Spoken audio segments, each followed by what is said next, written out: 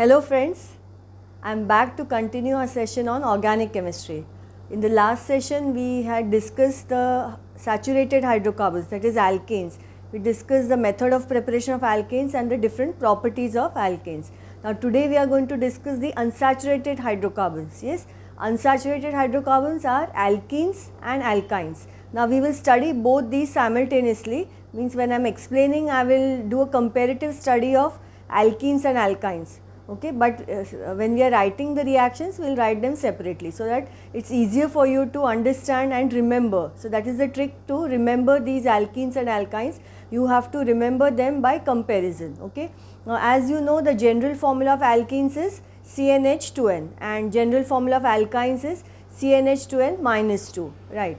Now alkenes are characterized by the presence of a carbon-carbon double bond in their structure, while alkynes are characterized by the presence of a carbon-carbon triple bond in their structure. Okay.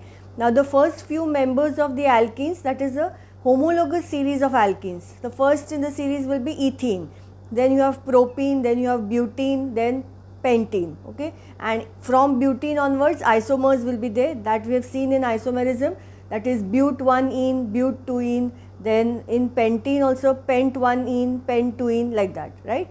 And the homologous series of alkynes, the first in the series will be ethyne, then after ethyne it will be propyne, then butane, right. Again from butane isomers will be there. So but1ine, but2ine and then pentyne also will have two isomers, pent1ine and pent2ine. Okay. Now we will see the method of preparation of both and the properties. Now you can just have a look here. Yes, now this is the comparative study for alkenes and alkynes together. General formula as we said CnH2n, and for alkynes CnH2n minus 2. The bond present is a carbon-carbon double bond. This will have a carbon-carbon triple bond. The homologous series, first in the series ethene, then propene, butene, but1ene, but2ene, pentene, pent1ene, pent2ene. These two are all these are the IUPAC names. The common names we will see shortly. Ethyne, propyne, then butane and pentyne, and these are the position isomers of each. Okay.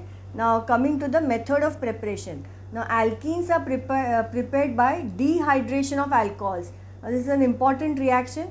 Dehydrating agent which is used is concentrated sulfuric acid at 170 degrees Celsius. Okay. Now here you can even use aluminum oxide at 350 degrees. Yes, alumina at 350 degrees also is a dehydrating agent. So the ethyl alcohol will undergo dehydration and you will get ethene plus water. So this is a typical example of a dehydration reaction. Yes, I hope you remember what is a dehydrating agent. So this dehydrating agent is removing the chemically combined water molecules from ethanol and forming ethene. So one molecule of water is eliminated. Okay, this is one method, and other is the dehydrohalogenation of alkyl halides. Now this dehydrohalogenation means what? Removal of a hydrogen and a halogen from the alkyl halide.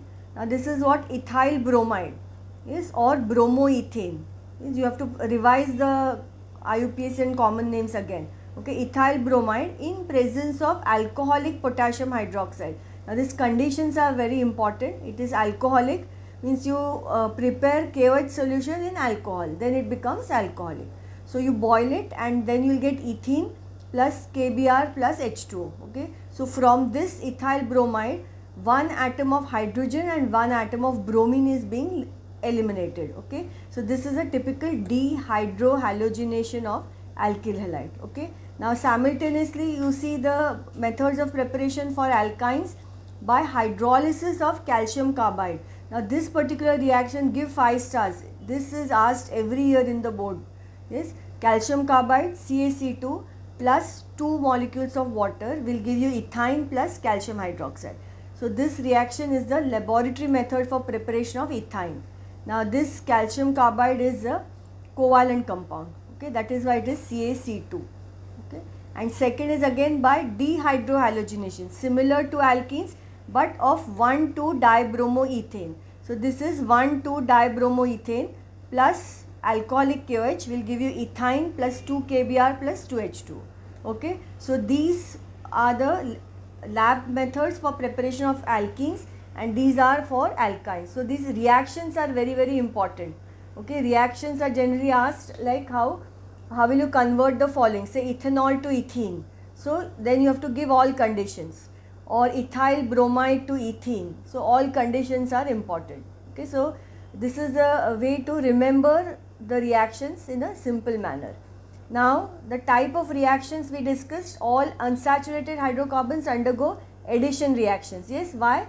Because the availability of electrons in the carbon-carbon double bond and the carbon-carbon triple bond makes them very, very reactive. So they will undergo these addition reactions. So first is addition of hydrogen and second is addition of halogens. Now both alkenes and alkynes will undergo the same reactions.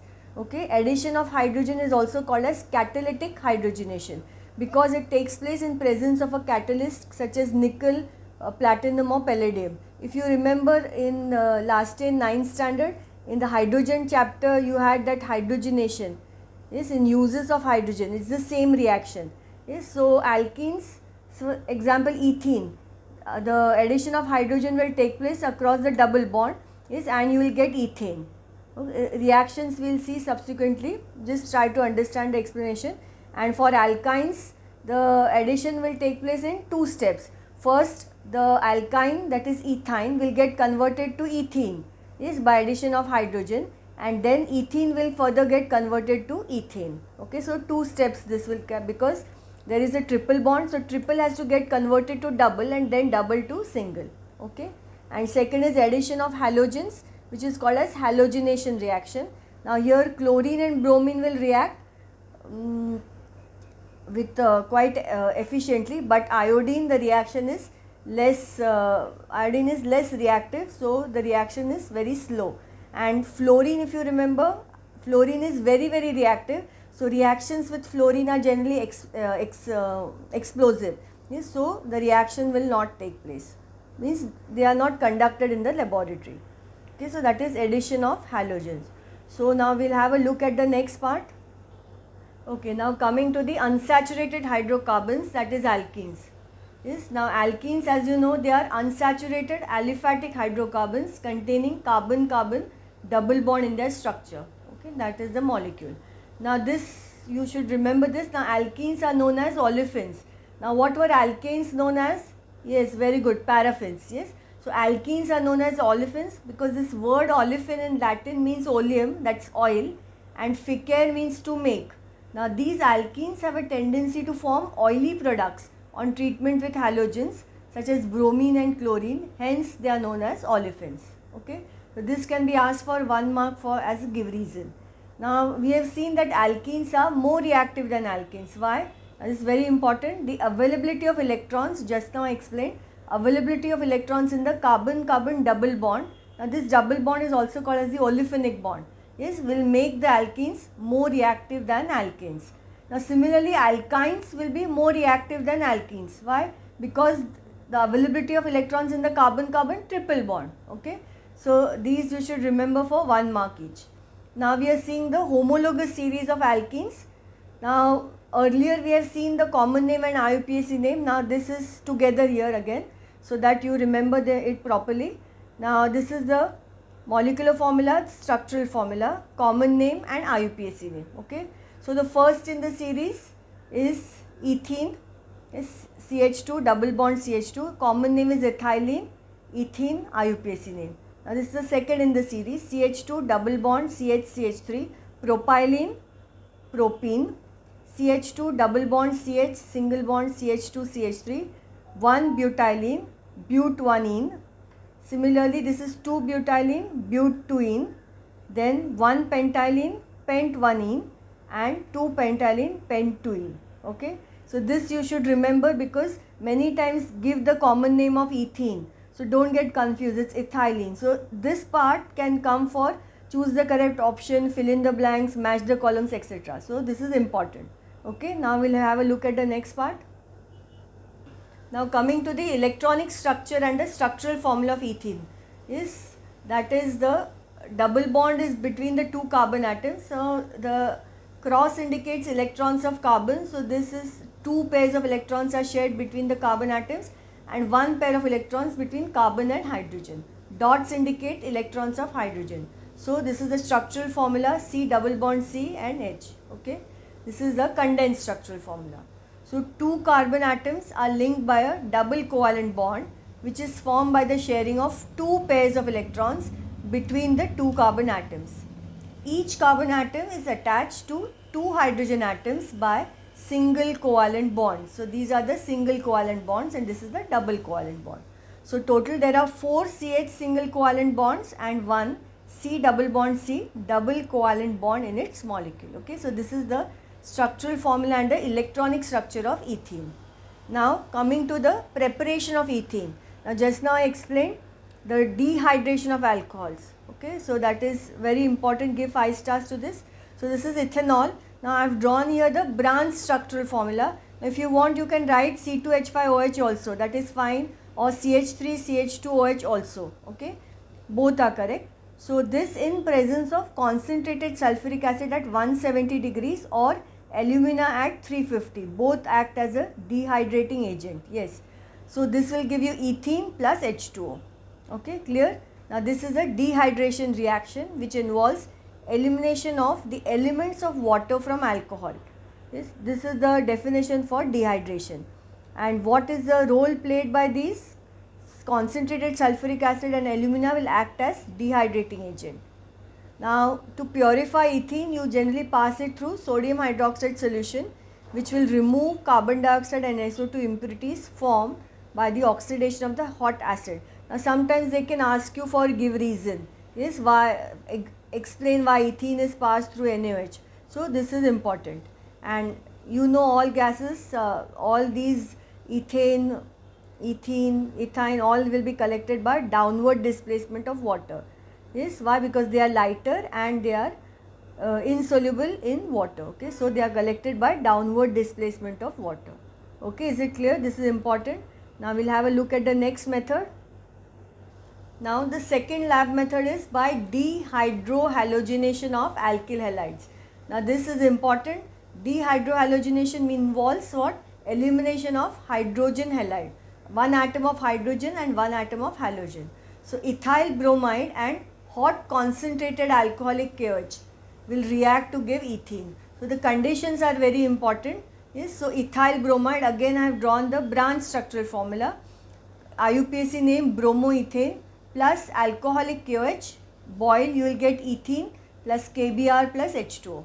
Okay, so this is dehydrohalogenation. Now you can use ethyl bromide or you can use ethyl chloride also. Okay, so chloroethane, same reaction, alcoholic KOH, you will get ethene plus now KCl plus H2O. Okay, so either it can be asked ethyl bromide to ethene or ethyl chloride to ethene. So you should write whatever reactants are there and whatever are the reaction conditions. Okay. Now coming to the properties of ethene. Now since it is an unsaturated hydrocarbon, it is going to undergo what? Yes, very good. All addition reactions. Yes. So first is addition of hydrogen, that is catalytic hydrogenation. Now this is ethene plus hydrogen in presence of catalysts such as nickel at 300 degrees Celsius. So this addition of hydrogen will take place across this double bond. Okay, so once the hydrogen gets attached here and here, naturally carbon can't have 5 valencies, so the double bond will change to single. So that's why I have shown it here, the attachment, so that it's clear that the addition is taking place across the double bond. If you want, you can write this structure as C3H6 also. Okay, but just for your understanding I have written it like this. So this is the addition of hydrogen. Now instead of nickel you can also use platinum or palladium. Okay, and this is addition of hydrogen takes place across the double bond. Okay, clear? Now we'll have a look at the next part. Okay, now the next addition reaction is addition of halogens, also termed as halogenation.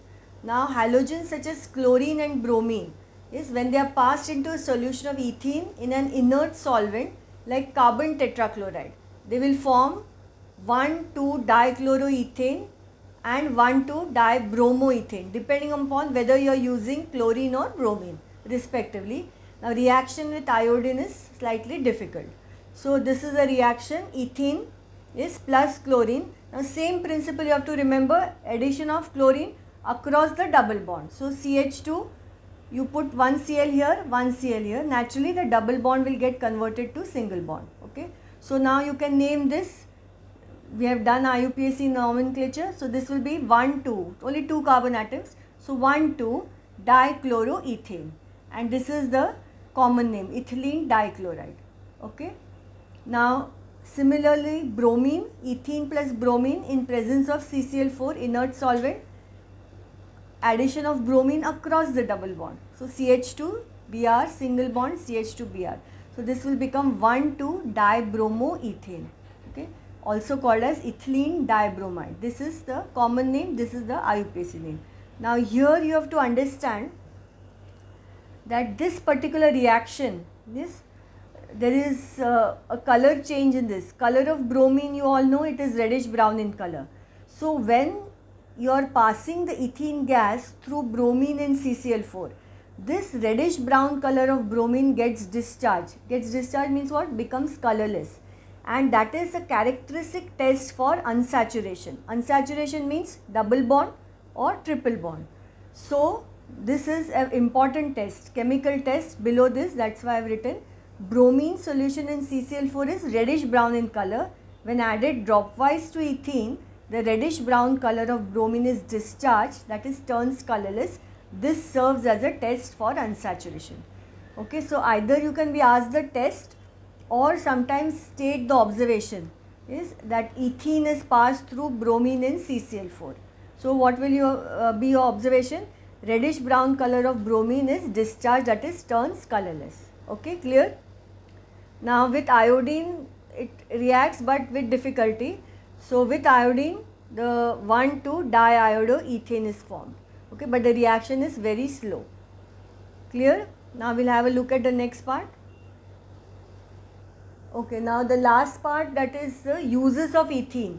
Is uses of ethene: production of oxyethylene torch for welding purposes and cutting metals, and artificial ripening and preservation of fruits. Now if you have done this in chemical coordination, yes, the hormones in plant, in that you must have studied ethylene, right? So that's same function here.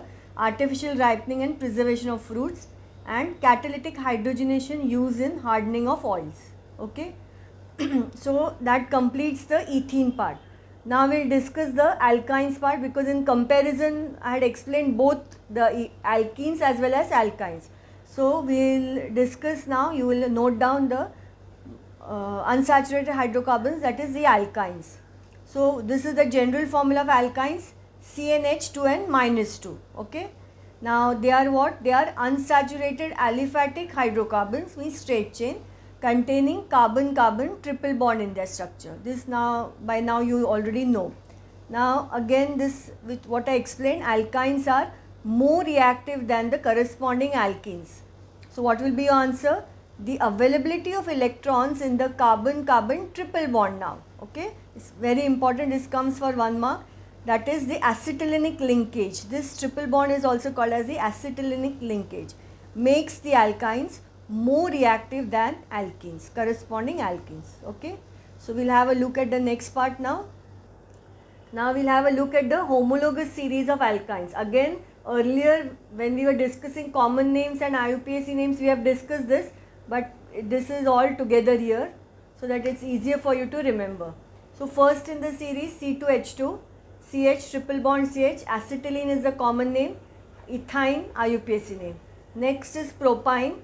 Now just see how it is named. Now what is this? This is the methyl group. Alkyl group is methyl. So it is named as methyl acetylene. Okay, this is methyl group. So the common name becomes methyl acetylene. Now the next one is butene. Okay, butene. So C triple bond CH2. Now what is this? C2 C5, na? CH2 CH3 is C2H5. So what is that group? Ethyl. So you will name this as ethyl acetylene. And of course IUPAC you already know now, but1-ine. Then next you shift the triple bond between the second and third. So IUPAC name now you know, it's but2-ine. But how will you name the common name it as the common name? Now on both the sides you are having methyl, so dimethyl acetylene. Okay. So just understand how to name it and you have to remember this. Again, this is important. Now next is pent-1-ine. So now this is the next in the series of the alkyl group. So first is methyl, then ethyl, after ethyl is propyl. So propyl acetylene, correct? Now shift the triple bond. So now this is ethyl and this is what, methyl. So you will write it alphabetically. E comes before. So ethyl methyl acetylene. Clear? So that is pent-2-ine. So these are the IUPAC name and corresponding common names you have to remember for these which I have shown in the structure in the diagram. Okay. Now coming to the electronic structure of ethyne, that is acetylene. Now there is a carbon-carbon triple bond. So the crosses indicate the electrons of carbon and dots indicate the electrons of hydrogen. So two carbon atoms are linked by a triple covalent bond, very important, which is formed by the sharing of 3 pairs of electrons between the two carbon atoms. So these are the 3 pairs of electrons between the two carbon atoms. So each carbon atom is attached to one hydrogen. This is one hydrogen, this is the other hydrogen, by single covalent bonds. Single bond, single bond.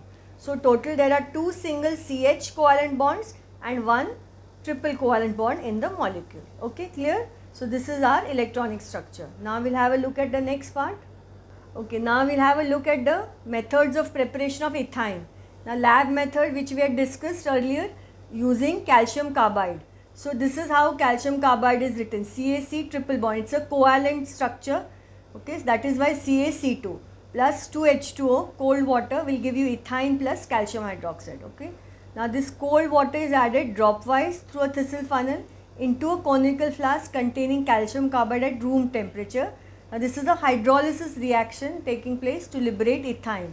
Now sometimes this particular reaction is asked directly also, or name the gas liberated. So gas liberated will be ethyne. Okay, you should remember that. And how is this calcium carbide prepared? By passing quicklime over carbon. It's at a temperature of almost 2000 degrees. So CaO quicklime plus carbon at 2000 degrees will give you calcium carbide plus carbon monoxide. Now when this ethyne is collected, there are a lot of impurities. So what are those impurities? That is phosphine, pH3, then hydrogen sulfide, ammonia, and arsine. Arsine is AsH3. It's the hydride of arsenic. Okay. So all these are formed. So you have to pass ethyne through water. So that will absorb all impurities except phosphine. And what will absorb phosphine? Acidified potassium dichromate. So this part can sometimes be asked for give reason or fill in the blanks. So you have to know this. And you know how the gases are collected by downward displacement of water.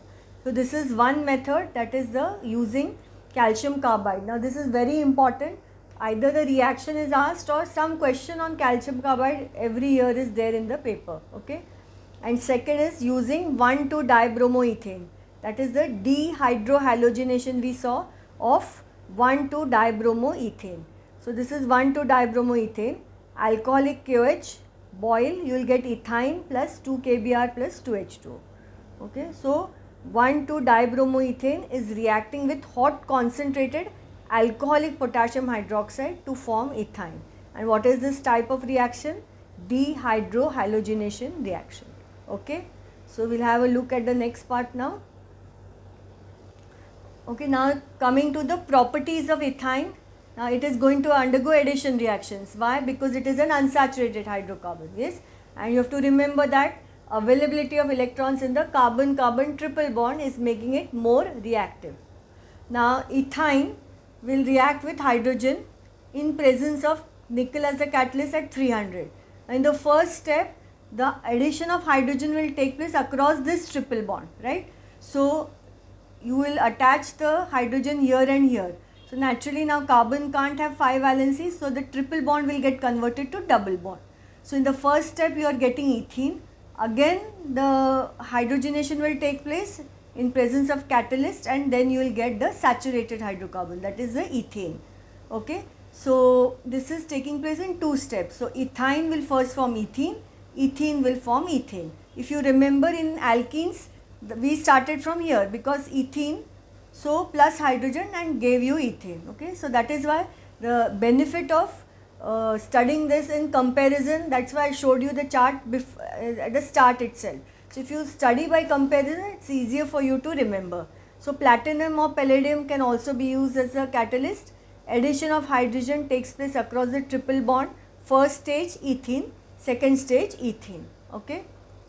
Now second reaction is addition of halogen, that is halogenation.